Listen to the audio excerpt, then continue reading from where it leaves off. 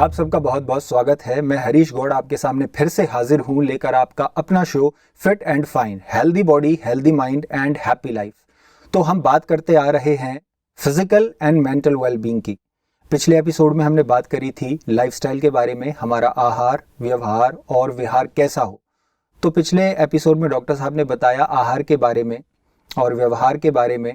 आहार व्यवहार के बारे में तो बात हो गई थी, लेकिन आहार के बारे में अभी और भी जानना बाकी है।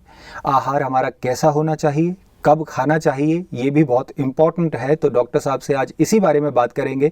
हर बार की तरह डॉक्टर सतीश गुप्ता जी हमारे स्टूडियो में मौजूद हैं, तो आइए उनका स्वागत करते हैं। डॉक्टर साहब, आपका बहुत बहुत स्वागत है। डॉक्टर साहब, पिछले एपिसोड में आपने बताया व्यवहार के बारे में, आहार के बारे में, बहुत ही सुंदर तरीके से बताया। लेकिन आहार के बारे में आपने बताया कि 3 तरीके का होता है, सात्विक आहार, राजसी आहार और तामसिक आहार। तो सात्विक आहार के बारे में भी आपने बताया कि किस तरीके से हमारी बॉडी को, हमारे जीवन को, मन को प्रभावित करता है, बहुत इंपॉर्टेंट रोल निभाता है। तो आहार कैसा होना चाहिए हमारा, कब लेना चाहिए हमें, उस मतलब किस समय पर कौन सा आहार लें और कैसा आहार लें, ये भी बहुत इम्पोर्टेंट है। इसके बारे में ज़रा थोड़ा सा विस्तार से समझाइए। आहार जीवन का एक बहुत बड़ा अंग है जी। मतलब एक स्वस्थ और खुशनुमा जीवन का एक बहुत बड़ा अंग है। ये तो जैसे हमने लास्ट टाइम भी कहा, जैसा अन्न वैसा मन, मन पे उसका असर पड़ता ही है। और ये भी अधिकतर हमारे भाई बहन जानते हैं कि क्या क्या खाना चाहिए। जी। ये तो काफ़ी इसके बारे में इंफॉर्मेशन टेलीविज़न पर, इंटरनेट पर, न्यूज़पेपर्स में आजकल आती रहती है। कैसे हमारा साइंटिफिक एंगल से, वैज्ञानिक विधि से आहार कैसा होना चाहिए, क्या हमें खाना चाहिए, किस और व्हाट, व्हेन एंड हाउ, क्या खाना चाहिए, कब खाना चाहिए। जो हमारे अंदर घड़ी है ना, अंदर बायोलॉजिकल क्लॉक है जी, उसके अनुसार हमें आहार लेना चाहिए। किसमें हमारी इसमें आहार में फैट ज़्यादा हो, कार्बोहाइड्रेट ज़्यादा कब किस समय ज़्यादा हो, प्रोटीन कब ज़्यादा हो, है ना। और साथ साथ हमारा कैसे खाना चाहिए। खाली ये इम्पोर्टेंट नहीं, क्या खाना इम्पोर्टेंट नहीं है, क्या खाना इम्पोर्टेंट है, किंतु कब खाना ये भी और कैसे खाना। जी डॉक्टर साहब, इसमें बहुत कन्फ्यूजन है, सच में बहुत कन्फ्यूजन है। क्या खाना चाहिए, कैसे खाना चाहिए, कब खाना चाहिए। मुझे लगता है कि लोग कभी भी खाते हैं, किसी भी तरीके से खाते हैं और कुछ भी खाते हैं, जबकि थोड़ा बहुत तो जानते हैं। डॉक्टर्स बताते हैं अपने हेल्थ के अकॉर्डिंग आपको कैसे क्या खाना चाहिए, लेकिन फिर भी बहुत कन्फ्यूजन है कि क्या खाएं, दूध पिएं ना पिएं, फ्रूट्स खाएं ना खाएं, क्योंकि बहुत सारी बीमारियां भी आ गई हैं। अभी किसी बीमारी में बोलते हैं फ्रूट्स भी नहीं खा सकते, दूध भी नहीं पी सकते, बहुत कन्फ्यूजन है। और कैसे खाएं, ये तो मुझे लगता है पता ही नहीं है कैसे खाएं लोगों को, और कब खाएं, ये इस पे थोड़ा सा विस्तार से लोगों को बताने की ज़रूरत है। मैं भी जानना चाहता हूँ, क्योंकि मेरी भी टाइमिंग बहुत ख़राब है खाने की, और कैसे खाना है वो तो मुझे भी नहीं पता। इसके बारे में आप बताइए विस्तार से। देखिए, जो भोजन हमारा शरीर जो है बेसिकली जो भी हम खाते हैं और पीते उससे ही बना है। 70% जो हमारा शरीर है वो तो पानी से बना हुआ है। जी करेक्ट। जैसे मेरा वज़न 70 किलो है, उसका 70% मतलब 49 kg मेरे अंदर पानी है। 70 किलो में 49 kg पानी। आपका कितना वज़न है? मेरा 75। तो 75 का 70% लगा लीजिए कि उतना पानी है आपके शरीर। तो मतलब 70% आपकी बॉडी पानी से बनी हुई है ना। तो पानी एक बहुत इंपॉर्टेंट पार्ट है। और बाकी जो है सारा जो शरीर है, ग्लूकोज, एनर्जी जो मिलती है वो ग्लूकोज से मिलती है, कार्बोहाइड्रेट से मिलती है। कार्बोहाइड्रेट से ग्लूकोज मिलता है ना। तो कार्बोहाइड्रेट एक बहुत इंपॉर्टेंट अवयव जो है वो हमारा कार्बोहाइड्रेट है। तो कार्बोहाइड्रेट में भी हम आगे डिटेल में जाएं, कार्बोहाइड्रेट कैसे हमें लेना चाहिए, कितना लेना चाहिए, किस समय लेना चाहिए। दूसरा जो इंपॉर्टेंट अवयव है प्रोटीन है। ग्लूकोज से हमें प्रोटीन वो मिलती, एनर्जी मिलती है ना। जो ATPs होते हैं ना, जिससे हम काम करते हैं, सोचते हैं, देखते हैं, बोलते हैं, सुनते हैं, हमारा पेट में खाना पचता है, हार्ट काम करता है, उसके सबके लिए ग्लूकोज चाहिए। मेटाबॉलिज्म के लिए एनर्जी चाहिए, चलने के लिए, दौड़ने के लिए, सब कुछ काम करने के लिए एनर्जी वो ग्लूकोज से मिलती है। फिर दूसरी बात, हमारी बॉडी में रिपेयर होती रहती है ना, सेल्स नई बनती हैं, उसके लिए प्रोटीन चाहिए। तो दूसरा पार्ट है प्रोटीन, है ना। तीसरा पार्ट है फैट, वसा, जो हमारी शरीर 80,000 अरब कोशिकाओं से बना है जी। उस ऊपर जो लेयर है ना उसकी, जो वो सारी फैट से बनती है। Lipid layer, by lipid layer होती है ना। बाई लिपिड लेयर मतलब ऊपर लेयर जो वॉल है वो लिपिड से बनती है, है ना। कुछ ग्लाइकोप्रोटीन्स भी होते हैं। तो वो सारी लेयर, वो हमारी पूरे हमारे लगभग जितने भी हार्मोन्स हैं जितने भी लगभग 90% हार्मोन्स हमारे कोलेस्ट्रॉल उसका मेन अवयव है ना। कई लोग कहते हैं कोलेस्ट्रॉल नहीं खाना चाहिए। कोलेस्ट्रॉल मतलब हमारे लिए ज़रूरी है कि तो ज़्यादा हो जाए वो नुकसानदायक है। अच्छा कोलेस्ट्रॉल होना चाहिए, गुड कोलेस्ट्रॉल HDL होना चाहिए, बैड कोलेस्ट्रॉल कम होना चाहिए, ट्राइग्लिसराइड कम होना चाहिए। किंतु गुड कोलेस्ट्रॉल जितना होगा उतना बहुत अच्छा हो, हमारी शरीर को अच्छा रहता है, प्लस हमारे हार्मोन्स सारे लगभग उसी से बनते हैं, मैंने बताया। तो कई लोगों के मन में कंफ्यूजन है कि फैट खाना नहीं चाहिए, टोटल 0 ऑयल डाइट ही लेनी चाहिए, वो गलत है। तो जो लोग जिम जाते हैं वो तो बहुत इस चीज़ को लेकर के कॉन्शियस रहते हैं कि मतलब फैट खाते ही नहीं है, क्योंकि 6 पैक एब्स का बहुत है यंगस्टर्स में, उसमें पानी भी वो कम पीते हैं क्योंकि वो गल जाएंगी एब्स। अगर आपको एब्स रखनी है, ऐसा नहीं होता है, वो गलत है एक्चुअली, वो इम्बैलेंस है। तो कार्बोहाइड्रेट, प्रोटीन और फैट तीनों ही इम्पोर्टेंट है जी। फिर विटामिन इम्पोर्टेंट है। चौथा जो पार्ट है हमारे फूड का वो है विटामिन्स, है ना। Vitamin A, B, C, D, E, K, है ना। ऐसे मुख्य, ऐसे तो बहुत सारे विटामिन होते हैं, बट मुख्य यही 6 विटामिन हैं, A, B, C, D, E, K। तो ये 6 के 6 विटामिन बहुत ज़रूरी हैं हमारे शरीर में, हमारी जो हमें बीमारी से रक्षा करते हैं। जैसे विटामिन A की कमी हो जाता है, आंखें खराब हो जाएंगी, हमारी स्किन खराब हो जाएगी। B कमी होने से दिमाग की नरिशमेंट और हमारी सेल्स में मेटाबॉलिज्म खराब हो जाता है। C में विटामिन C होता है, हमारी प्रोटेक्शन करता है, इन्फेक्शन से प्रोटेक्शन देता है। D हड्डियों के लिए बहुत ज़रूरी है ना, विटामिन D, है ना। E जो है हमारे हार्ट के लिए बहुत ज़रूरी है, हमारी वेसल साफ सुथरी रहे उनके लिए बहुत ज़रूरी है। K खून जमने के लिए बहुत ज़रूरी है। तो हर विटामिन की इंपॉर्टेंस है, सारे विटामिन हमें बीमारी से रक्षा करते हैं। फिर मिनरल्स होते हैं, मिनरल्स जैसे हमारे बॉडी में जैसे लगभग टोटल कहते हैं हम जो टेबल पढ़ते थे ना केमिस्ट्री में 108 एलिमेंट्स होते थे।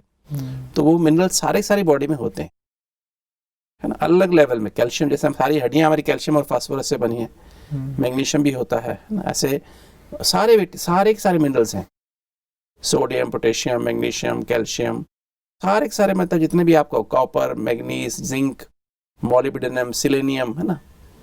आप ये नेम एलिमेंट जो हमारी बॉडी में नहीं है, वो सारे बहुत ज़रूरी हैं। हमारी बॉडी में जो रिएक्शंस होती हैं, जो भी क्रियाएं प्रतिक्रियाएं होती है मेटाबॉलिज्म में, वो सारी इसमें ये जो डिफरेंट मिनरल्स से काम करते हैं। और छठा जो है वो है, छठा मतलब last but not the least, वो पानी है, जल है। जैसे मैंने बताया शुरू में 70% हमारा शरीर पानी से बना हुआ है। तो ये 6 मुख्य अवयव हैं। तो हमें किसमें से कौन सा अवयव कितना लेना चाहिए, कितने ऐसे नहीं लेना चाहिए, वो इम्पोर्टेंट है जी। अब हम जब कार्बोहाइड्रेट की बात करते हैं, तो कार्बोहाइड्रेट में भी 3 तरह के कार्बोहाइड्रेट होते हैं। कॉम्प्लेक्स कार्बोहाइड्रेट्स, जिनमें जो है ग्लूकोज तो तीनों में होता है, क्योंकि ग्लूकोज जो है वो उसमें कॉम्प्लेक्स फॉर्म में होता है, मतलब फाइबर्स का मिक्स होता है, इनसॉल्युबल फाइबर के साथ मिक्स होता है और इजीली अवेलेबल नहीं होता। अगर कॉम्प्लेक्स कार्बोहाइड्रेट को चबा, जैसे रोटी है, गेहूं जो है या जो और भी सीरियल्स हैं, उनमें है ग्लूकोज है। जैसे रोटी आप खाइए, रोटी आप चबाएंगे तो मीठी नहीं लगती है, थोड़ा सा चबाएंगे तो, फिर थोड़ा ज़्यादा चबाएंगे तो क्या होगा, मीठी लगने लगती है ना। वही चपाती है ना, मीठी लगने। कोई भी चीज़ ऐसे चबाएंगे तो मीठी लगने लगती है, क्योंकि जब वो उसमें कॉम्प्लेक्स कार्बोहाइड्रेट चबाने से टूटता है ना, जब वो, तो उसमें से ग्लूकोज रिलीज होता है और ग्लूकोज रिलीज होगा तो फिर आपको मीठा लगने लगता है। तो मतलब लगभग जो है वो सारा जो कॉम्प्लेक्स कार्बोहाइड्रेट में शुगर ऐसे बढ़ती है हमारे खून में, धीरे धीरे जाएगा, नीचे तक पहुंचेगा, छोटी आंत के आखिरी हिस्से में, फिर धीरे धीरे एब्जॉर्ब होगा और धीरे धीरे शुगर बढ़ेगी ना। तो इससे हमारी शुगर कंट्रोल में रहती है। तो कॉम्प्लेक्स कार्बोहाइड्रेट हो गए। फिर दूसरे जो होते हैं, मतलब सेमी कॉम्प्लेक्स कह सकते हैं इसको आम भाषा में, जिसमें जैसे फ्रूट्स हैं, जैसे सब्जियां भी एक्चुअली उसमें आ जाती हैं। सब्जियों में भी कार्बोहाइड्रेट होता है, किंतु कम मात्रा, फाइबर ज़्यादा होता है, उसमें धीरे धीरे शुगर बढ़ेगी ना। किंतु फ्रूट्स जो है वो सेमी कॉम्प्लेक्स कह सकते हैं उनको, डाइसैकेराइड कहते हैं उसने ना। तो उसमें क्या है अवेलेबल है, सुक्रोज के रूप में, जैसे ना फ्रक्टोज के रूप में, दूध में गैलेक्टोज के रूप में, तो डिफरेंट रूप में होते हैं। तो वो डबल होता है, उससे शुगर उससे जल्दी टूट जाता है। जैसे आपने फ्रूट खाया जल्दी ज़्यादा मीठा लगता है ना, तो जल्दी उसमें शुगर, जैसे इसमें तो ऐसे शुगर बढ़ रही थी, इसमें शुगर थोड़ी ऐसे बढ़ती है ना, पर ऐसे बढ़ के फिर नीचे जल्दी आ जाती है। कॉम्प्लेक्स कार्बोहाइड्रेट की शुगर ऐसे बढ़ती है और ऐसे करके फिर नीचे भी धीरे धीरे आएगी। तो जैसे सलाद है, सब्जियां हैं, खाते हैं तो उसमें धीरे धीरे शुगर बढ़ती है, है ना। और ऐसा ही हमको चाहिए, क्योंकि हमारी बॉडी उसी तरह से इंसुलिन निकालती है ताकि हमारी शुगर सही समय पर यूज़ हो सके, है ना। साथ में मैंने बताया, ये अपने शरीर की कहीं बात की थी कि जो भोजन का, आहार का मतलब खाली एनर्जी देना नहीं है, रिपेयर करना नहीं है। आहार का अर्थ क्या है? आहार के दो मुख्य काम है, नरिशमेंट एंड क्लीनिंग, पोषण और सफाई। पोषण भी आहार को ही करनी है और सफाई भी आहार को करनी है। अगर आप बहुत ही ज़्यादा मात्रा में लो फाइबर डाइट ले लेंगे तो आपको पोषण तो करेगा, राइट, एनर्जी तो देगा, रिपेयर तो करेगा, बट वो सफाई नहीं करेगा। क्योंकि हमारी आंतें अंदर से ऐसी जैसे आरी होती है ना, आरी ऐसे ऐसे विलाई हैं। कहते हैं अगर यहाँ से लेकर के हमारी जो स्टमक से लेकर के पूरी इंटेस्टाइन लगभग 24 फुट लंबी है जो उसकी, अगर हम उसको खोल दें विलाई में ना जो ऐसे ऐसे जैसे आरी के दांते जैसे होते हैं, उस खोल दे तो यहाँ से लेकर चांद तक की दूरी तय हो जाए। इतनी बड़ी सरफेस होती है। और जो खाना, जो ग्लूकोज हम कार्बोहाइड्रेट खाते हैं कॉम्प्लेक्स वाला, उससे ग्लूकोज बाहर निकालना हो टोटल, और जो प्रोटीन हम खाते हैं वो भी कॉम्प्लेक्स फॉर्म में, दालों में जैसे प्रोटीन है ना, ये भी कॉम्प्लेक्स फॉर्म में है। इसके हम अमाइनो एसिड बनाना चाहें, फैट को हम ब्रेक करके फैटी एसिड बनाना चाहें जो ऑब्जर्व होगा, फैट ऐसे ऑब्जर्व नहीं होता है, उसका आखिरी यूनिट में जाके जब मॉलिक्यूल बन जाएगा तो जाके हमारी छोटी आंत में आइलम के लास्ट हिस्से में जाके ऑब्जर्व होगा, वो उस फॉर्म में प्रेजेंट होगा तो ऑब्जर्व होगा ना।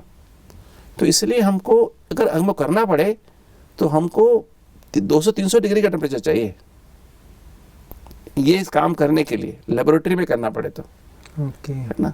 तो अलग टेम्परेचर चाहिए ना उसमें, तो वो काम उसको ब्रेक करने में, क्योंकि तो हमारी बॉडी का टेम्परेचर 37 ही है अंदर, ये थोड़ा ना अंदर 100 डिग्री टेम्परेचर हो जाता है या 50 हो जाता है, नहीं 37 ही रहता है ना।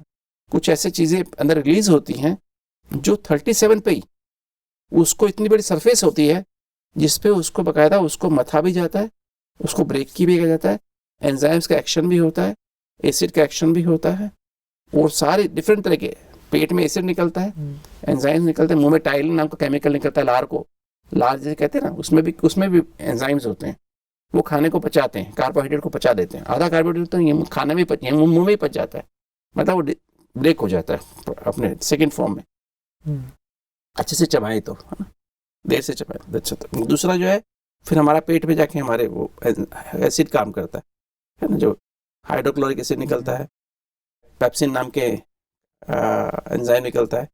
फिर छोटी आंत में आते, छोटी आंत से एंजाइम निकलने शुरू हो जाते हैं, उसकी पीएच एसिडिक है, फिर आगे जाके अल्कलाइन पीएच होने लगती है।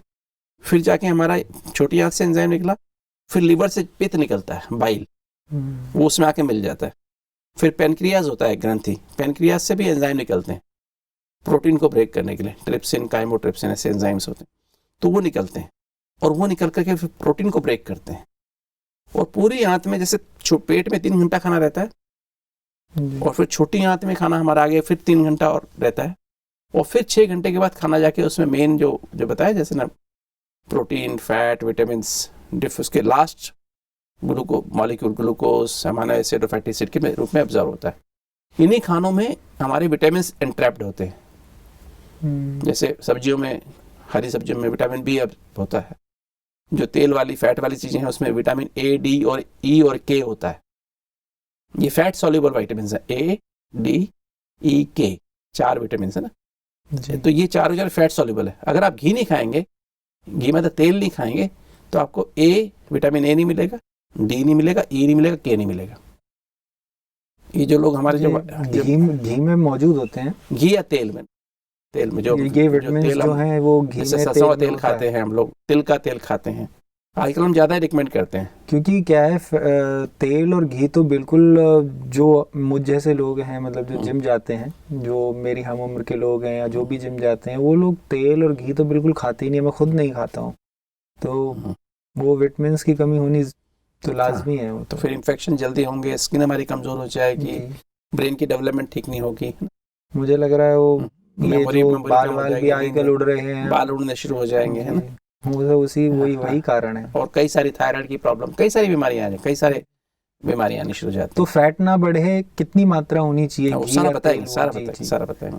तो बेसिकली वो फिजिकल अपीयरेंस के लिए करना चाहते हैं, they want to make muscles, है ना, चेस्ट मसल्स अच्छी हों, बाइसेप्स अच्छी हों, ट्राइसेप पीछे अच्छी हों, है ना, पीछे की हमारी सुप्रास्पाइनेटस अच्छी हो, है ना, ये हमारे क्वाड्रिसेप्स अच्छे हों, है ना, हमारी काफ्स में जो मसल्स हैं वो बहुत अच्छी हों।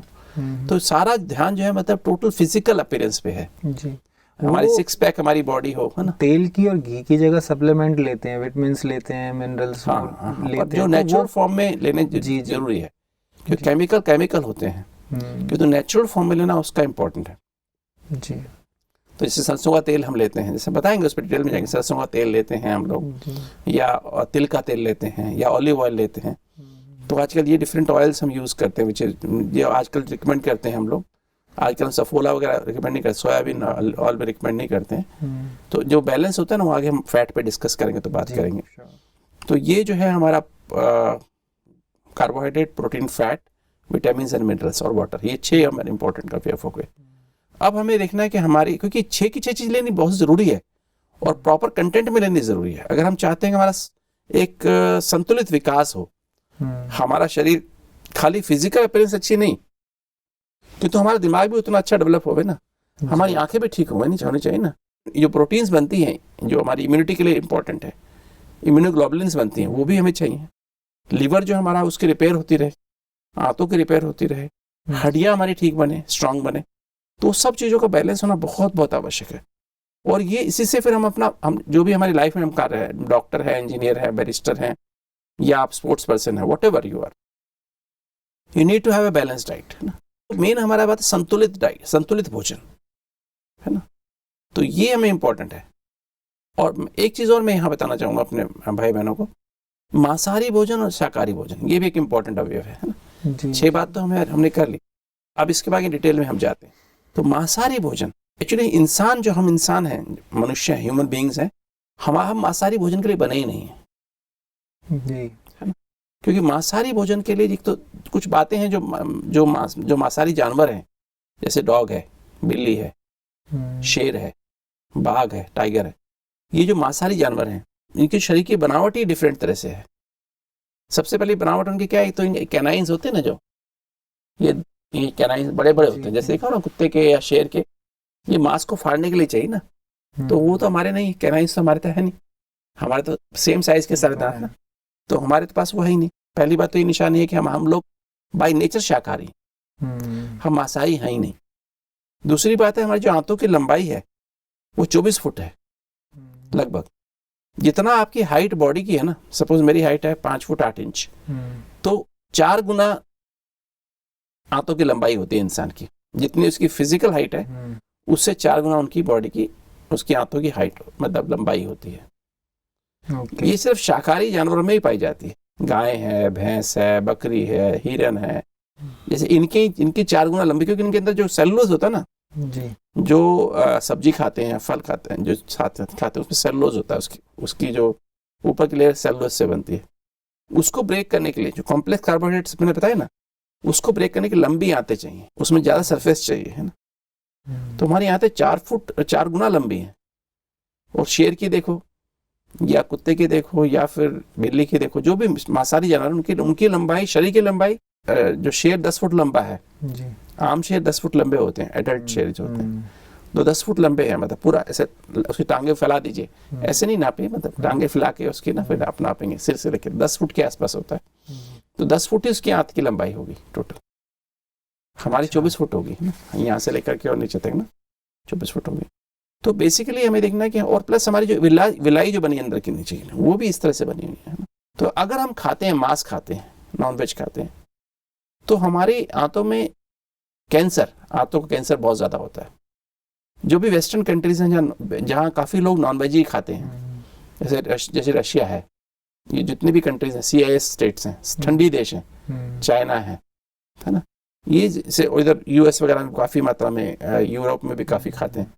उधर कार्सिनोमा कोलन बहुत ज़्यादा होता है, बड़ी आंत का कैंसर बहुत होता है। उसका विशेष कारण ये है कि हम लोग मांसाहारी भोजन के लिए बने ही नहीं। और भारत में आंतों कैंसर बहुत रेयर था, बहुत रेयर, कि तो अभी होने लगा है। 2 कारण है, एक तो भारत में भी लोगों ने नॉनवेज खाना शुरू कर दिया, और दूसरा जो है भारत में लोगों ने अभी ज़्यादा मात्रा में फास्ट और जंक फूड्स खाना शुरू कर दिया जी। ब्रेड है, पिज़्ज़ा है, बर्गर्स हैं, जो जंक फूड्स है ना, तो आंतों में जाके वो लंबा समय रुकेंगे ना, मांस भी लंबा समय रुकेगा ना, उसको तो रुकने की आदत नहीं, जंगे उसको तो सीधा ही जाना बाहर। सब लोग टेस्ट के पीछे तो लंबा समय जब आंतों पे रुकेगा वो वाला फूड, नॉन वेज, जो हमें रुकना नहीं चाहिए, जैसे फास्ट फूड भी है, मैदा वाला फूड चिपकेगा, लंबा समय रुक रहा है तो आंतों में कैंसर पैदा करता है, अल्सरेटिव कोलाइटिस पैदा करता है। तो ये देखना कि हमारी जो बीमारियां जो हो रही हैं, हमारी मैन मेड डिजीजेज हो रही हैं। अगर हम सही ढंग से अपनी हेल्थ को बनाना चाहते हैं, जैसे बताया जैसा अन्न वैसा मन, और जैसा मन वैसा तन, ये तीनों चीज कनेक्शन है ना। तो अगर हम चाहते हैं कि हमारा शरीर, क्योंकि जैसे ओम माना अहम आत्मा मम शरीरम है ना, तो मैं आत्मा हूँ, ये मेरा शरीर है, तो शरीर को हमें सातों एनर्जी तो चाहिए। किंतु ये इसके साथ हमारा भोजन भी कैसा हो, हमारा भोजन सात्विक भोजन हो, शाकाहारी भोजन हो और संतुलित। तीन अक्षर हमारे सभी भाई बहन नोट कर लें। पहला शाकाहारी, दूसरा संतुलित, तीसरा सात्विक। तो शाकाहारी, संतुलित, सात्विक भोजन खाना जी। और कई बार हम शाकाहारी भोजन भी खाते हैं क्योंकि उसको भी बिगाड़ के खाते हैं जी। जैसे ड्राई फ्रूट होगा उसको तेल में भून के खाएंगे जी, है ना, फलों को भी हम जला के खाएंगे, सब्जियों को जला के खाएंगे जी। तल के खाएंगे, है ना। सब्जियां तो मतलब खाने का तरीका ही अलग है ना। तो आई थिंक हम लोगों को बहुत ही 3 बातें सभी को याद रहनी चाहिए, शाकाहारी, संतुलित और सात्विक, 7 गुणों को बढ़ाने वाला। और एक बात और है, लो फैट हाई फाइबर, क्योंकि एक बात याद रहेगा सभी को, पोषण और क्लीनिंग, पोषण और सफाई दोनों अवयव हैं। तो हम जो भी भोजन खाए उसमें काफी मात्रा में फाइबर होना चाहिए, क्योंकि आंतों में आप झाड़ू लगाते नहीं, ब्रश नहीं लगाते हो। ये फाइबर जो इनसॉल्युबल फाइबर सब्जियों का और कॉम्प्लेक्स कार्बोहाइड्रेट्स का और सॉल्युबल फाइबर फ्रूट्स का जी। और ये सब को ऐड कर सकते हैं। तो ये मिलके हमारी आंतों की सफाई चमका के रखते हैं रिसेप्टर्स को। जी भाई जी, आपका बहुत बहुत धन्यवाद। तो डॉक्टर साहब ने बताया कि हमारा आहार कैसा होना चाहिए, शाकाहारी, संतुलित और सात्विक, 3S। तो अगर हम शाकाहारी, संतुलित और सात्विक भोजन करते हैं तो इसका असर हमारे मन पर पड़ता है, हमारा मन भी तंदुरुस्त रहेगा, अच्छे से हम आत्मिक स्थिति में भी स्थित हो पाएंगे, हम कनेक्शन विद ट्रुथ की जो बात चल रही थी वो भी हमारा आसानी से जुड़ पाएगा, क्योंकि आहार का असर हमारे मन पर पड़ता है। तो अगली कड़ी में हम जानेंगे आहार के बारे में और कुछ चीज़ें, और विस्तार से जानेंगे कि कब हमें करना चाहिए आहार, कब लेना चाहिए और किस तरीके से लेना चाहिए, वो भी बहुत इंपॉर्टेंट है। तो तब तक के लिए आप सभी का बहुत बहुत धन्यवाद। देखते रहिए आपका अपना show fit and fine, healthy body, healthy mind and happy life. धन्यवाद।